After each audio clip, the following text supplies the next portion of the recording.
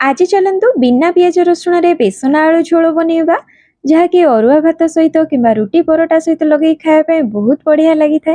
घरे जदि किसी बेसी परिवा नथिबो ताहले एइभଳି आपण बेसन आलू तरकारी बहुत बढ़िया भाबे बनै परिबे। देखंतु केते बढ़िया पूरा पनीर भलिया सॉफ्ट हिची आउ बिना पियाज रसुण जेहेतु आपण जेकोनसी 12 तीर्थरे बनेकी खाई परिबे। तेबे चलंतु डेरी न करी देखि नबा। तरकारी पाई एठी नै जाइछि 1 कप बेसन बा ग्राम हिसाब रे कहले 100 ग्राम रो अछि। आउ एतिको बेसन रे 4-5 जण लोकन पई आराम से तरकारी बनि परिबो। एबे इतरे स्वाद अनुसार लूण देतबा, हळदी गुंड देतबा, 1 चमच काश्मीरी लंका गुंड कलर पाई का दबा, हाफ चमच रु भी कम माने 1/4 टीस्पून इतरे देतबा गरम मसला, 1/4 टीस्पून जीरा गुंड। एबे इतरे 1/4 टीस्पून देतबा जुआणी, जमार बेले अधिक देबेनी नहल त पिता लागिबो। आ एटा ऑप्शनल अछि, आपण पकेई परिबे नहल त स्किप करि परिबे, किंतु बेसन तरकारी रे जुआणी रो फ्लेवर आसले भलो लागे।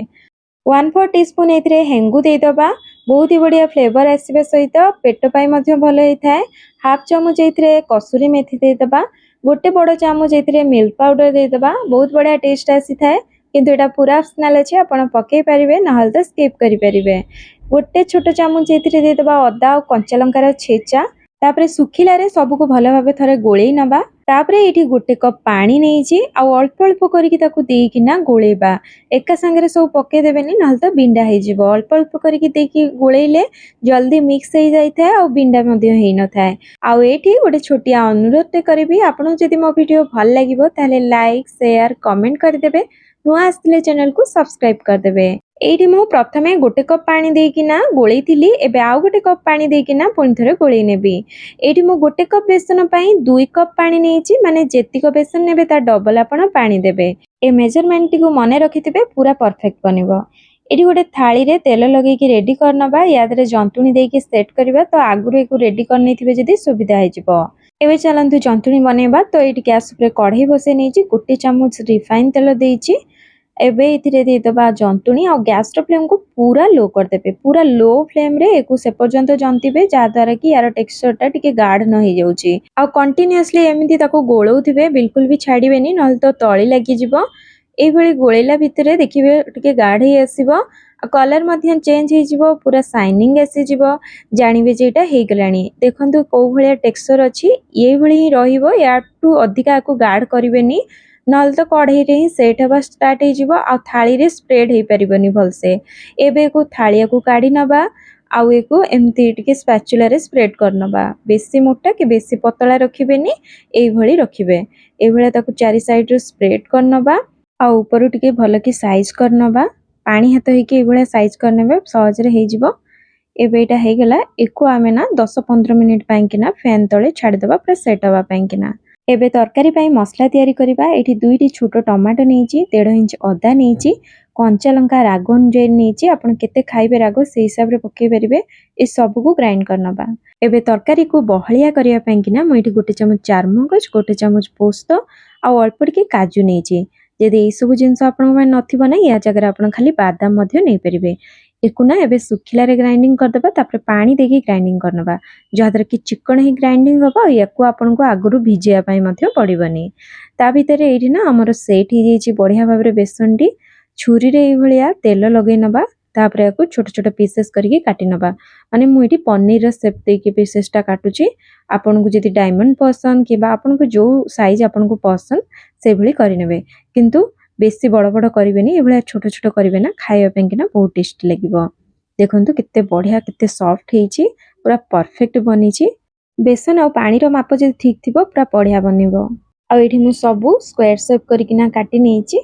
आ एपटरे पुणी गोटे कढ़ाई बसै नेइछि। कढ़ाई रे दे देबी 2 चम्मच तेल।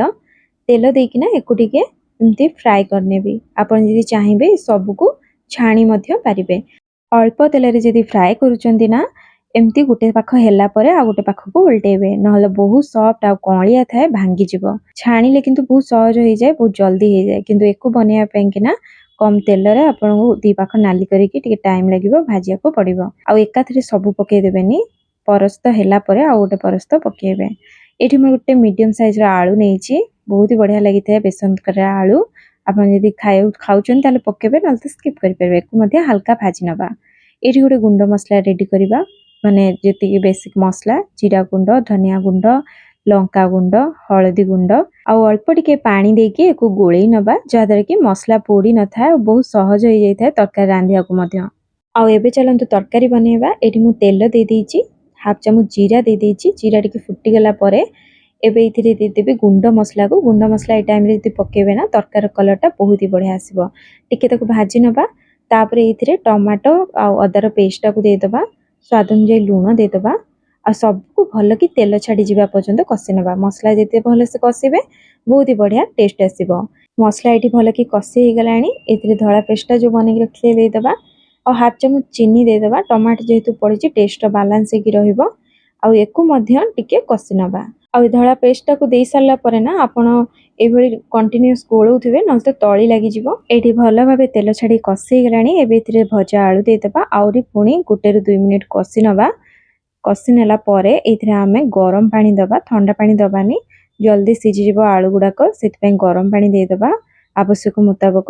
ଏଠି ଅଧିକ ପାଣି ଦେବେ କାରଣ ବେସନ ପାଣି ଟାଣିବ। ଏବେ ଏକୁ କଭର କରିକି ଫୁଟିବା ପାଇଁ ଛାଡ଼ିଦେବା। ଦେଖନ୍ତୁ ଫୁଟି ଆସିଲାଣି ବଢ଼ିଆ ଭାବରେ। ଏଇଭଳି ଫୁଟି ଆସିଲେ ଆଳୁ ମଧ୍ୟ ଦେଖିଥିବେ ସିଝି ଯାଇଥିବ ଯେମିତି, କାରଣ ଆଳୁ ବେସନ ପକାଇ ସାରିଲା ପରେ ଆଉ ଆଳୁ ସିଝିବା ପାଇଁ ଟାଇମ୍ ମିଳିବନି। ତେଣୁ ଆଳୁ ବହୁତ ବଢ଼ିଆ ଭାବେ ସିଝେଇ ଦେବେ। ତାପରେ ବେସନ କ୍ୟୁବ୍ ଗୁଡ଼ାକୁ ପକାଇ ନେଇକି ଏକୁ ନା ଆମେ 2ରୁ 3 ମିନିଟ୍ ଫୁଟେଇବାକୁ ଦେବା। ବେଶୀ ଫୁଟେଇବାନି, ନହେଲେ ତ ଭାଙ୍ଗିଯିବ। ଏକୁ ଆମେ କଭର କରିକି ମିଡ଼ିୟମ୍ ଫ୍ଲେମ୍ରେ 2ରୁ 3 ମିନିଟ୍ ପର୍ଯ୍ୟନ୍ତ ଫୁଟିବା ପାଇଁ ଦେବା। ଦେଖନ୍ତୁ ଏଠି 2-3 ମିନିଟ୍ ହେଇଗଲାଣି, ଭଲ ଭାବେ ଫୁଟି ଆସିଲାଣି। ଏବେ ଏଥିରେ ଦେଇଦେବା 1/4 ଟିସ୍ପୁନ୍ ଗରମ ମସଲା ଗୁଣ୍ଡ, 1 ଚାମଚ ଗୁଆ ଘିଅ ଆଉ କିଛି କଟା ଧନିଆ ପତ୍ର। ଆଉ ଏବେ ଆମର ରେଡ଼ି ହେଇଗଲା ବେସନ ଆଳୁ ଝୋଳ। ଝୋଳଟା ପତଳା ଦେଖାଯାଉଛି କିନ୍ତୁ କିଛି ସମୟ ପରେ ଆହୁରି ଗାଢ଼ ହେଇଯିବ, ବେସନ ଗୁଡ଼ା ଟାଣି ନେବ। ଆଉ ଦେଖନ୍ତୁ ବେସନ ଗୁଡ଼ା ବି କେତେ ବଢ଼ିଆ ସଫ୍ଟ ହେଇକି ଅଛି। ବନାନ୍ତୁ, ଖାଆନ୍ତୁ, କେମିତି ଲାଗିଲା କମେଣ୍ଟ ମାଧ୍ୟମରେ କହିବେ। ତାହେଲେ ରହିଲି, ପୁଣି ଆସିବି କ'ଣ ନୂଆ ରେସିପି ସହିତ। ସମସ୍ତେ ଭଲରେ ରୁହନ୍ତୁ, ଖୁସିରେ ରୁହନ୍ତୁ। ଧନ୍ୟବାଦ। ଜୟ ଶ୍ରୀ ଜଗନ୍ନାଥ।